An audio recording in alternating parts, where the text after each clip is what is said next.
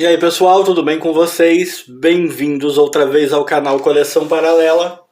E hoje a gente vai falar de mais uma daquelas revistas naquela pequena pseudo-série que eu criei para o canal, na qual eu falo de revistas dos anos 80, ali, contemporâneas, por vezes, talvez, até mesmo antecessoras da icônica Chiclete com Banana.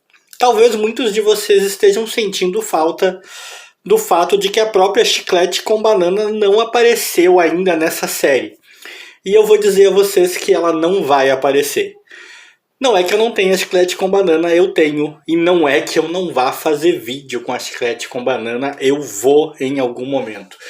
Mas nessa série em si, eu queria mostrar as outras edições que surgiram, muitas na esteira da Chiclete com Banana, outras abrindo o caminho para Chiclete com Banana naquele período.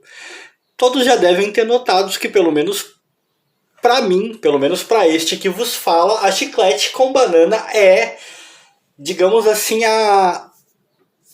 a referência, né? Ela é a minha revista referência.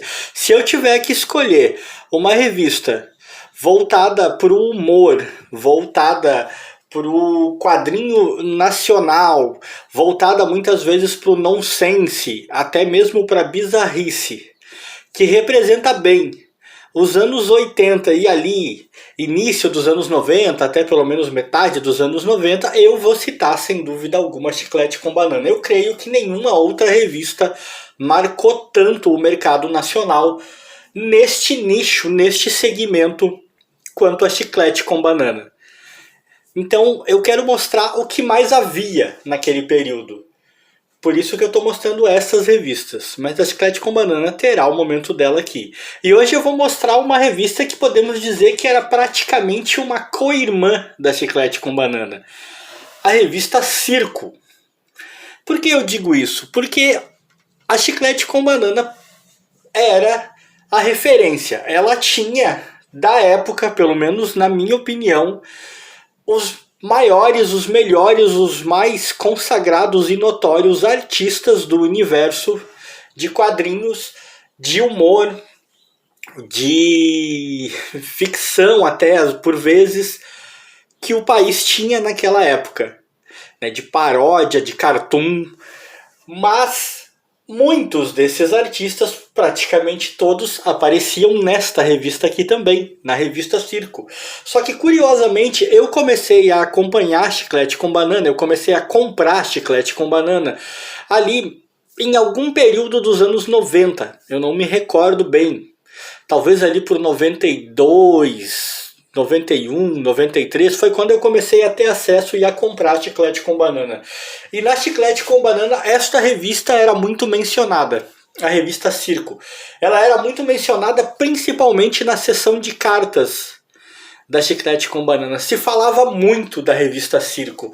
E eu ficava curioso demais, eu queria conhecer essa revista e nunca tive a oportunidade.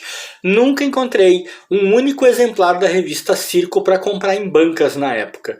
Vinha comprar essa revista anos e anos depois, num sebo, vocês podem perceber pelo bendito precinho aqui do lado. Foi quando eu finalmente pude ter em mãos a famosa revista Circo.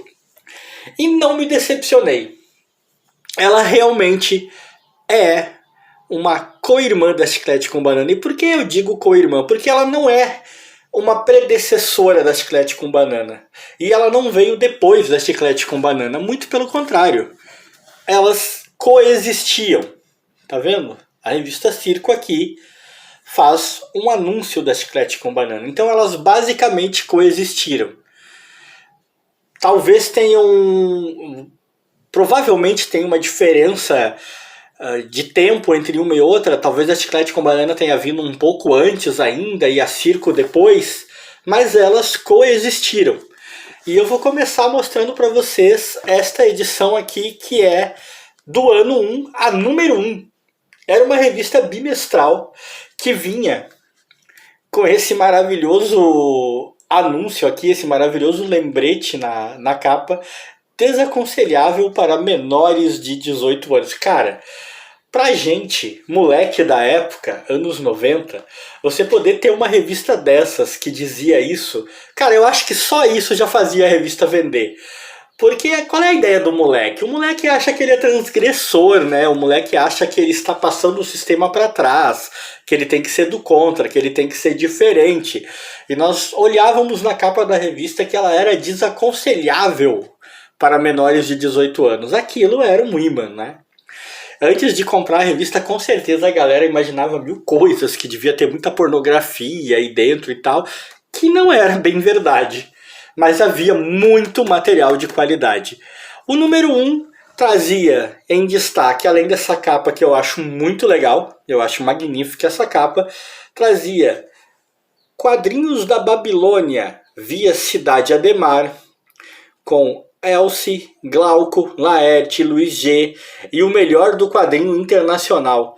A Circo apresentava muita coisa de quadrinho internacional dentro daquela linha underground, que é uma coisa que também era bem comum nos anos 80 e 90, como eu já mencionei em outros vídeos. Agora vamos aqui, vamos folheando e vamos falando, né? Isso na época, cara, era muita experimentação, tá? Essa paginação, os quadrinhos como eram, é uma lombadinha canoa normal, com grampos, papel jornal, sempre preto e branco. As histórias quase sempre tinham um tom humorístico de paródia que tirava sarro de tudo, às vezes pegando bem pesado no nonsense e com muita referência. Uma coisa bem comum para a época. Aqui está o expediente da revista. Ó, é de 1986. Toninho Mendes foi o editor. Os destaques. Um editorial pelo Luiz G. Os Piratas do Laerte. O Torpedo, quadrinho de muita qualidade, que a primeira história que eu pude ler do Torpedo em quadrinhos, que não foi por scan, porque eu já havia dado alguma olhada em alguma coisa do Torpedo por scan, foi nessa revista Circo. Geraldão, um personagem do grande Glauco, que é fora de sério. Odilon, o Homem do Telefone, do Deonet e Merguerin. E Vota Brasil com o Glauco e o Laerte naquelas parcerias icônicas que eles faziam. A revista segue toda essa pegada, né, cara? Eu diria que a única coisa que destoa, e destoa um pouco, no sentido de que não é tão voltada para o humor, é a história do Torpedo. Ó, Piratas do Tietê, do grande Laerte. Talvez na sua melhor fase. Piratas são muito legais, as histórias do Piratas do Tietê eu gosto muito. Eu gosto muito do trabalho do Laerte, né? Eu considerava e considero até hoje, dessa trinca Glauco, Laerte e Angeli, o Laerte como o cara mais pensante, como o cara mais cerebral. Ele fazia muito essa coisa de piadas mais cerebrais. Aqui tá a história. Fazia e ainda faz, né? Muita coisa mudou na vida do Laerte, a gente sabe, né? Inclusive o fato de que ele não se chama mais Laerte, mas o talento dele continua o mesmo. Aí temos aqui Torpedo, com uma arte maravilhosa e um enredo muito bom também. Torpedo não me decepcionou, eu sempre quis conhecer e achei que realmente valeu a pena conhecer. São boas histórias, né, ambientadas em uma época que era suja, fria e cruel. Então vale muito a leitura. Depois nós passamos para o nosso querido Geraldão. O Geraldão vamos passar meio rápido, né? Porque o Geraldão, digamos que é um dos que dá tom à ideia de que a revista era desaconselhável para menores de 18 anos, né? Temos o Odilon. Essa história aqui, eu confesso que eu tenho um pouco de problema com esse tipo de arte. Você cresce lendo Marvel, você cresce lendo DC, você cresce lendo esses caras com aquela arte sóbria, séria e tal. E às vezes você pega essa arte aqui e você estranha. Mas essa historieta aqui, cara, Ela é muito, muito foda. Curtíssima, pouca coisa para ler, mas diz muita coisa. Depois nós temos O Homem do Telefone, mais uma das histórias do quadrinho internacional mencionado aqui. Uma ótima história também. Sempre dentro daquele humor muito nonsense, né? Presta atenção nisso. O cara tem um telefone na bolsa. Ele vai atender esse telefone. Muita coisa vai se desenrolar a partir disso. Muita coisa mesmo. A história ganha proporções que você jamais esperaria. E aí aquela parceria Vota Brasil, Glauco e Laerte, que é, como sempre, carregada daquele humor maluco dos dois. E por último, temos essa história aqui. Olha isso. Prédio é um armário, uma gaveta. Futebol. É uma história também que tem uma arte que é característica da época, cara. Eu diria que muita coisa nessas revistas hoje em dia ficou um pouco datada. Para muitos, eu já vi muita gente falando, assim, em conversas que eu tenho de vez em quando, que para a maioria das pessoas, quase tudo na revista Circo e na Chiclete com Banana ficou datado, envelheceu mal. Eu acho que é compreensível, porque elas são revistas, são publicações que viviam muito o momento em que estavam sendo publicadas. Elas eram basicamente fruto daquele período. O que o país era nos anos 80 até comecinho dos 90 era o que essas revistas representavam.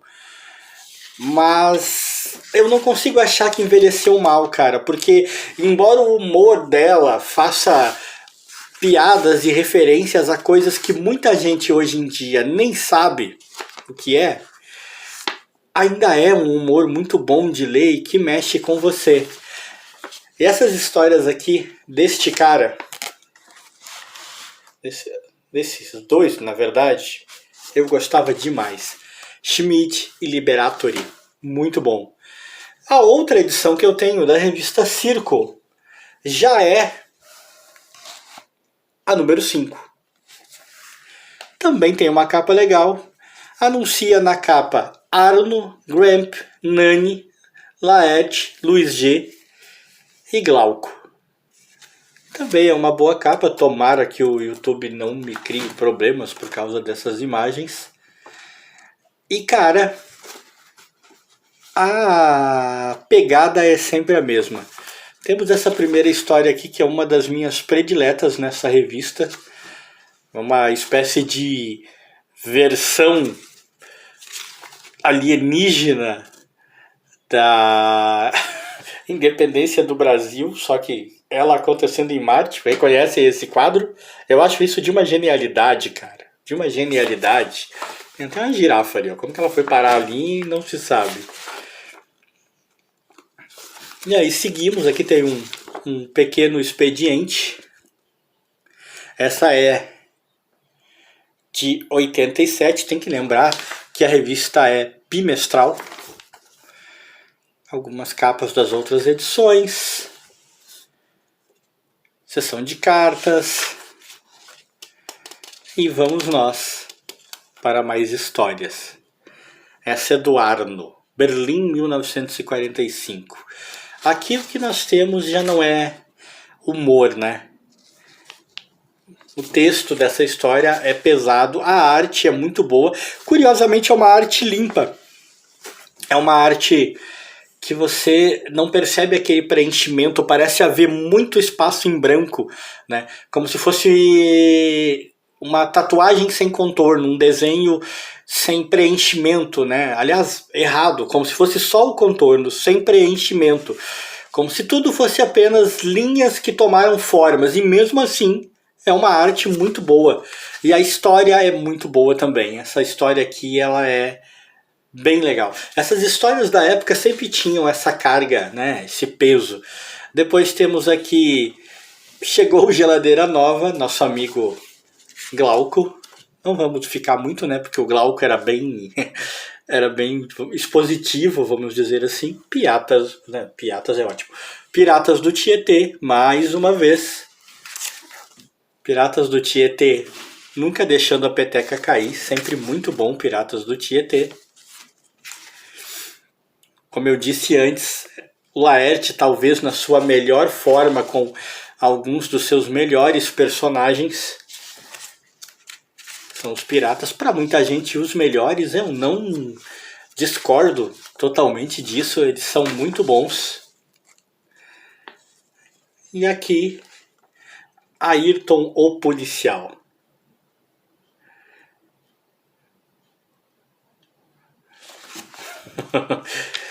Crítica social não faltava, né? Se você acompanhar quadro a quadro, dá para entender muita coisa. Aí temos aqui uma história do Nani. O Nani eu aprendi a conhecê-lo na boa e velha Mad, que eu tenho muitas edições da Mad aqui também. Futuramente vai aparecer, com certeza, né? E o Nani aqui, ele tinha um humor menos infantil. Eu me acostumei com o Nani com aquele humor bem mais infantil, vamos dizer assim.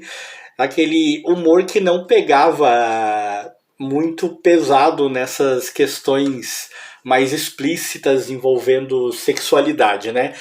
Na Circo, o humor dele já ia direto para isso. Olha só, autocensura.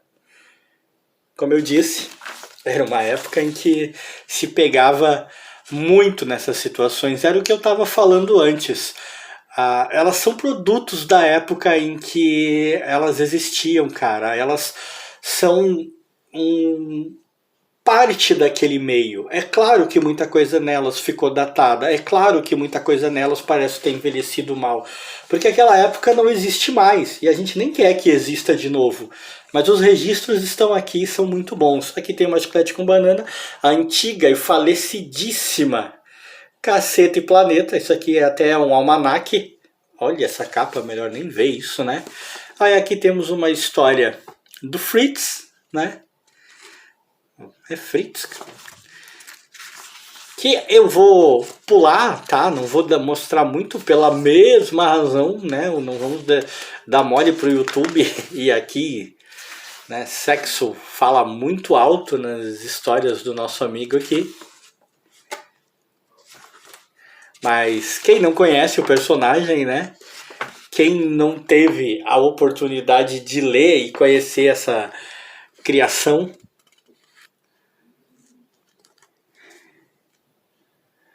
e olha isso.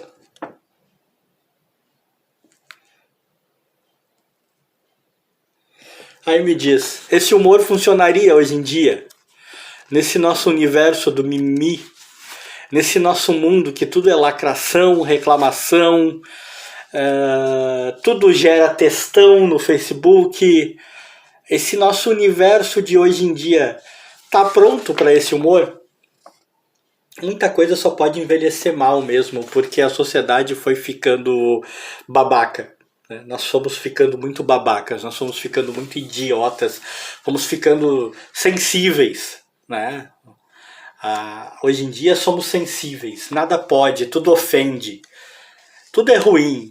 Opiniões contrárias ao que está aí em voga e você logo é alguma coisa fóbico, né? Você é fóbico de alguma coisa. Que é uma palavra que está muito em voga, né? Tudo você é fóbico. Se você não gosta de alguma coisa, você é fóbico. Se você não gosta de carro, é carrofóbico. Não gosta de pato, patofóbico. E por aí vai. Nesse nosso universo, teria lugar para uma piada como essa? Não tem, né, cara? Uma revista como essa só pode envelhecer mal. Porque a gente, hoje em dia, o que nós vivemos, o que nós somos, nós não temos mais a capacidade de conviver, de entender esse tipo de criação. O que é lamentável, porque a gente ficou órfão de coisas realmente criativas e corajosas. Eu acho muito ruim. Por isso eu amo tanto as edições antigas, por isso eu tenho muito carinho por essas coisas, por isso esse canal se dedica quase que exclusivamente a mostrar isso. Porque esse é um passado que infelizmente, inegavelmente, está morto. mas ele ainda pode voltar para nos assombrar de vez em quando, né? E é uma assombração que eu, pelo menos, quero. E quem gostou, deixa like.